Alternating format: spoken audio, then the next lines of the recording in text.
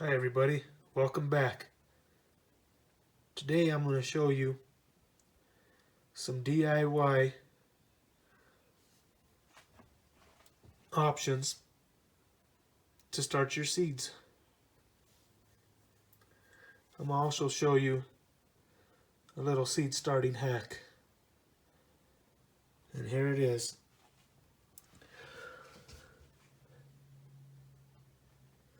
Fruit cups. Things just like these. What you do is you have two of them.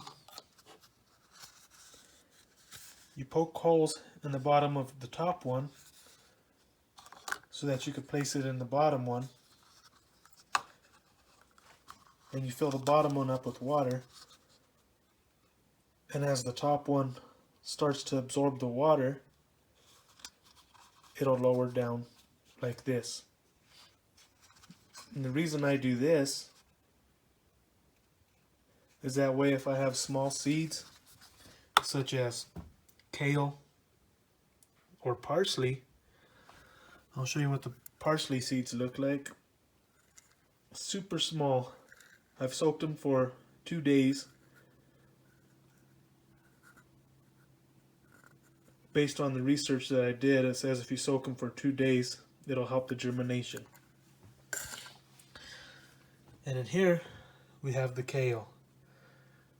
And the reason I do this is that way you don't have to water from the top and worry about spreading your seeds all over the place. And I started these, let's see, what's today? I started these 3 days ago. And if you look,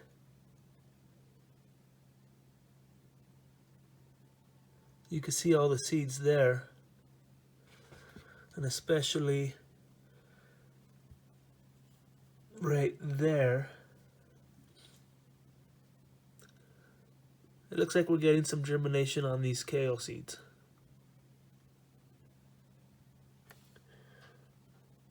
Also on this one here. And this one here. Now let me see if I could show you the bottom of this. There you go. You see the holes that I poked on it? All around it. So what you do, come on, focus, is you pour a little bit of water in there. And then you set that on top like that. And you see how the one on the right is sitting up higher than the one on the left. That's because the water is causing it to float a little bit. But as this one here on the right starts to absorb water, it'll start to sink down like that. And with these clear containers, as you can see these other two that I'm showing now, the one on the left, you can see the water level there. And so you know when you need to start to add more water into this one. See on this one you don't see any water level except for maybe down there at the bottom.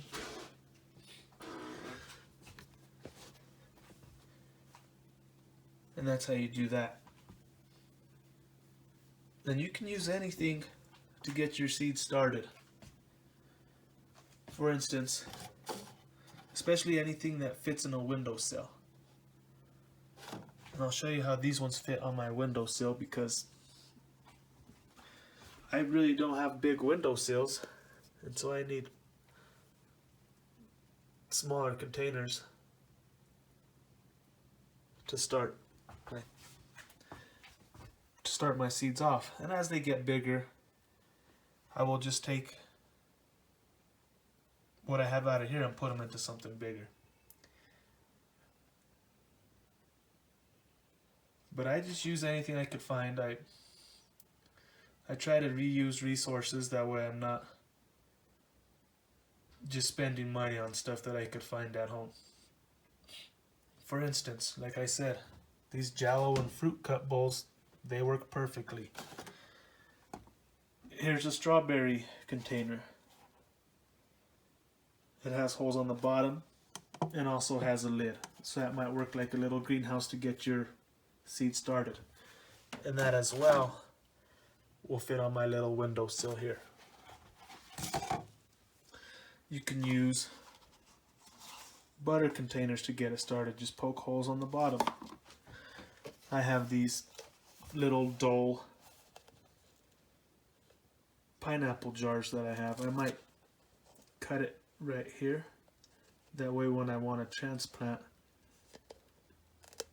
I have a bigger opening to squeeze and get the seedling out of.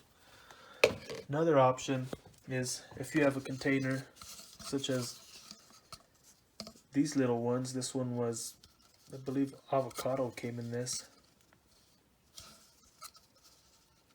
That comes with the lid.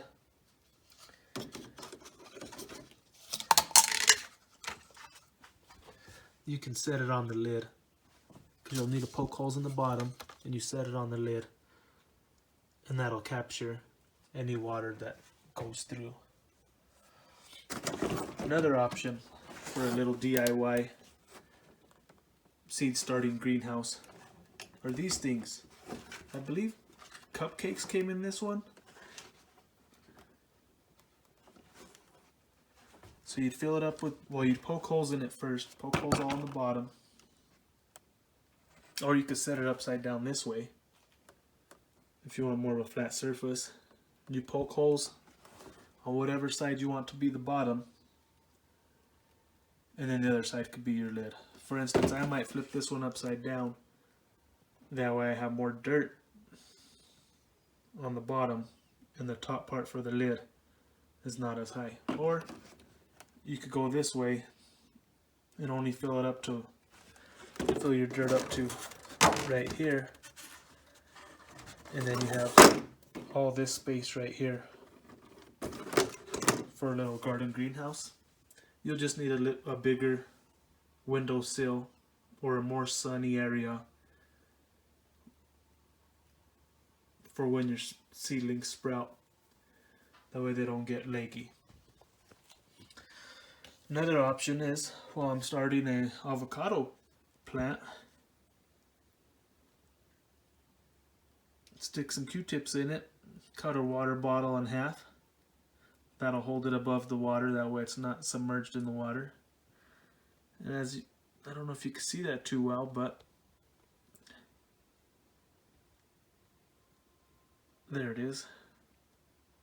It's starting to sprout a little root down there. And I just keep these in my windowsill as well. Just like that.